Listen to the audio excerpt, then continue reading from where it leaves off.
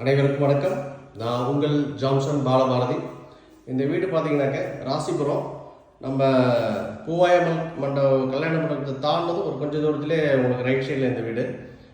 Sir பார்த்தீங்கன்னாக்க chocolate factory வச்சுருக்கார் நம்ம பட்டணம் ரோட்டில். அவர் சாரோட வீடு தான் இது.